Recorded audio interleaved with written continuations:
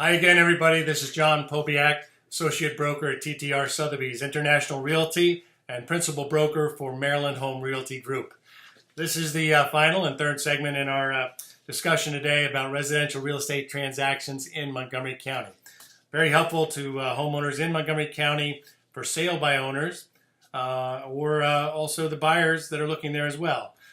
Good information for the buyers as well. All right, so the last few items we have, lead paint addendum. This is another GCAR form, Greater Capital Area Association of Realtors.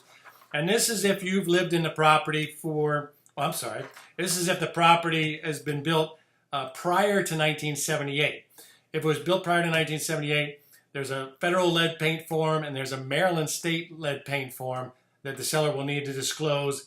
Hey, I don't know anything about it. I've never checked it out. Or yes, I had an inspection done, and yes, it's been remediated. So just need to disclose whatever you know about lead paint in that beautiful old home of yours.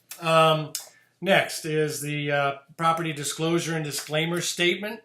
This is a 4-page document that says you, the seller, are either going to disclose or disclaim everything you know about the house. Usually it's going to be a disclosure, as you can imagine. The only time you'll usually see a disclaimer or an as-is sale is if it might be a tear down, and who cares if they're going to tear down the house anyway, who cares what condition it's in. So this will go through and you'll say as the seller, yes, the roof had a leak, but then 1997 I might have had it fixed or had a new roof put on. I had a leak in the basement in 2005, but I had a French drain put in and a sump pump, so everything's just fine now. Now on that back page, page 4, seller will sign it and date it. And if he is doing an as-is sale, that would be the bottom portion, and that would be the disclaimer. A disclaimer is an as-is sale. So there's your disclaimer disclosure form. Next is the REA addendum, regulations, easements, and assessments disclosure addendum. This deals mainly with, it's an 8-page document, deals mainly with various things in Montgomery County, like historic districts, whether you live maybe in Tacoma Park, Garrett Park, or some other jurisdiction, Gaithersburg, City of Gaithersburg, where they may have their own rules and their own taxes. So you have to be very aware of that, whether you're in the city limits of one of those jurisdictions.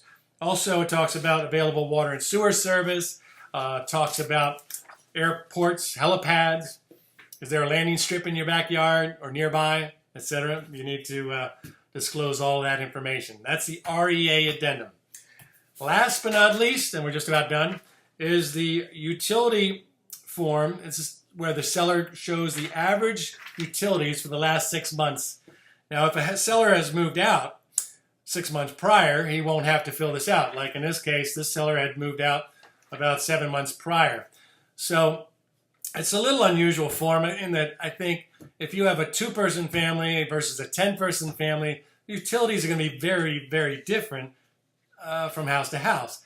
However, it'll give you some average. So if you are the seller, make sure you fill out the last 6 months of your water, gas, electric, and so that the new buyer has somewhat of a handle on what is your new utility costs are going to be. Okay, that's it. Thank you very much for watching. Again, this is John Pobiak with TTR Sotheby's and Maryland Home Realty Group.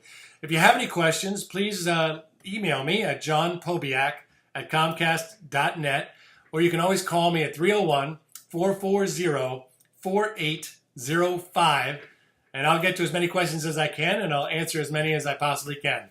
Again, thanks for watching. Bye-bye.